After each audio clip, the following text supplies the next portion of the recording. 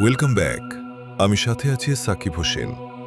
ভূত এক্সপ্লেনে আপনাদের স্বাগতম। আশা করি আপনারা ভালো আছেন, আমিও ভালো আছি। আজকে এসেছি আরেকটি নতুন গল্প নিয়ে। চলেন ভয়ের রাজ্যে।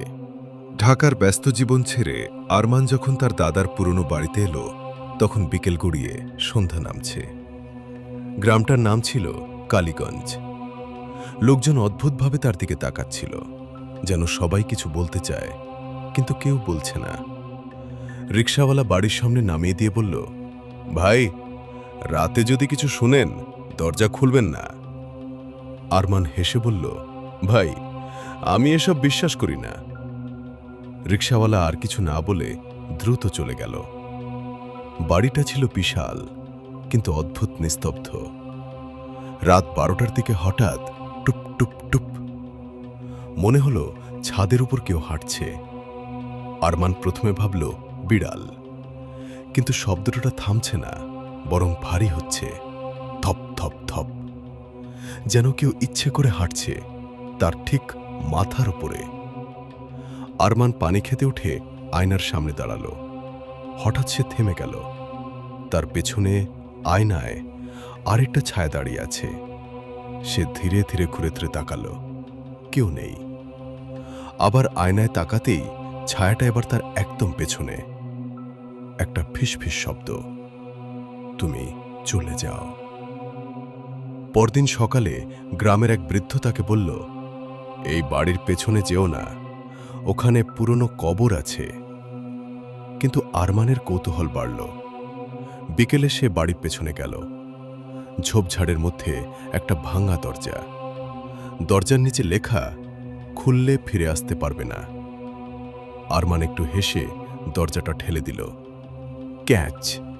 দরজা খুলে গেল। ভেতরে ছিল অন্ধকার সিঁড়ি, নিচের দিকে যাচ্ছে। সে মোবাইলের আলো জ্বালিয়ে নামতে লাগল। হঠাৎ একটা ঠান্ডা বাতাস তার পাশ দিয়ে গেল। মনে হলো কেউ তার পাশ দিয়ে দৌড়ে গেল। সে নিচে পৌঁছে দেখল চারপাশে পুরনো দেয়াল, আর মাঝখানে একটা কাঠের বাক্স। বাক্সের উপর শুকনো রক্তের দাগ। কাঁপতে কাঁপতে সে বাক্সটা খুলল। ভেতরে একটা পুরনো ডায়েরি। প্রথম পাতায় লেখা, যে এটা পড়ছে সে ইতিমধ্যেই দেরি করে ফেলেছে। আর ঠিক তখনই উপরে দরজাটা জোরে বন্ধ হয়ে গেল। থাম!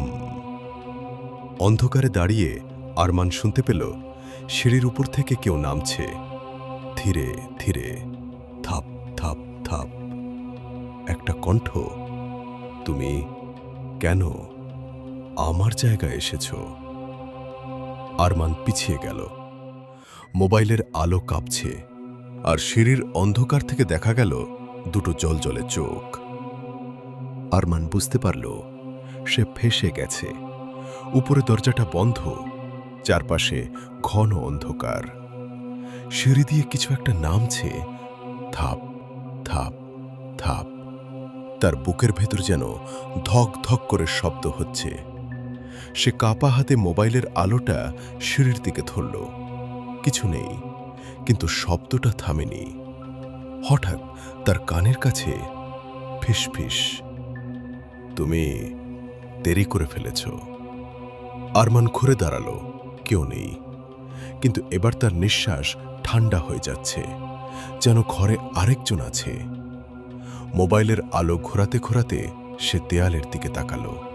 দেখল দেয়ালে আঁচড় দিয়ে লেখা, ও এখানে থাকে। ওকে দেখলে দৌড়াবে না, ও তোমার ভয় পছন্দ করে। আর এক কোণায় বড় করে লেখা, পিছনে তাকিও না। ঠিক তখনই তার পেছনে কারো হাঁটার শব্দ, খস খস। আরমান জমে গেল। সে জানে দেয়ালে লেখা ছিল পিছনে তাকাতে নেই, কিন্তু ভয় তাকে হারিয়ে দিল। সে ধীরে ধীরে পেছনে তাকালো। তার ঠিক পেছনে দাঁড়িয়েছিল একটা লম্বা কঙ্কালসার দেহ। হাতগুলো অস্বাভাবিক লম্বা, মুখটা পুরো কালো, সুতো সুতো সাদা চোখ। ওটা হাসছে, একটা বিকৃত মানুষের মতো না এমন হাসি। তুমি আমাকে দেখলে। আরমান আর কিছু না ভেবে দৌড় দিল, সিঁড়ি দিয়ে উপরে উঠতে লাগল। পেছনে সেই জিনিসটার দৌড়ানোর শব্দ, থাপ থাপ থাপ। কিন্তু অদ্ভুত ব্যাপার, ওটা হাঁটছে না, বরং দেয়াল বেয়ে উঠে আসছে। সে উপরে উঠে দরজায় ধাক্কা দিল। থাম থাম থাম। হঠাৎ দরজাটা খুলে গেল। সে বাইরে বের হয়ে মাটিতে পড়ে গেল। হাঁপাতে হাঁপাতে পিছনে তাকালো।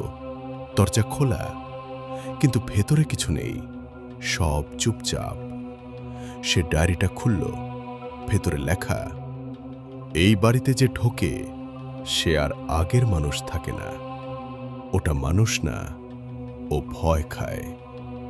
যদি তুমি ওকে দেখো, ও তোমার সঙ্গে বের হয়ে আসবে। আরমানের হাত থেকে ডায়েরি পড়ে গেল। সে বুঝতে পারল ওটা এখন তার সাথে এসেছে। রাতে সে আয়নার সামনে দাঁড়ালো, নিজের মুখ দেখছে। হঠাৎ তার মুখের পাশে আরেকটা মুখ দেখা গেল। সেই কালো জিনিসটা তার কাঁধের উপর দাঁড়িয়ে আছে। আরমান ধীরে ধীরে পেছনে তাকালো, কেউ নেই। আবার আয়নায় তাকাতেই ওটা এবার একদম তার পেছনে। হঠাৎ তার মোবাইল নিজে নিজে অন হয়ে গেল। স্ক্রিনে লেখা উঠল, আমি এখন তোমার ভিতরে।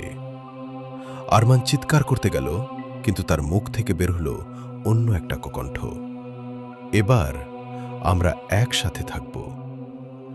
ঘরের বাতি নিজে নিজে নিভে গেল, আর অন্ধকারে দুটো চোখ জ্বলে উঠল। আরমান এখন পুরো ঘরেই আটকা। কোথাও আলো নেই, শুধু বাতাসে ভেসে আসছে ফিস ফিস শব্দ। তুমি পালাতে পারবে না। মুখ ঢেকে থাকা কালো ছায়া তার চারপাশে ঘুরছে। প্রতিটি ধাপের সাথে ধাপে ধাপে দেয়ালের ছায়াগুলো তার দিকে এগোচ্ছে। হঠাৎ তার মাথার ভিতরে একটি কণ্ঠ ফিসফিস করল, আমরা সব সময় তোমার সাথে ছিলাম আর থাকব। আরমান চিৎকার করতে চাইল, কিন্তু শব্দ বের হলো না। মুখমণ্ডল কেঁপে উঠছে, কিন্তু কেউ শুনছে না।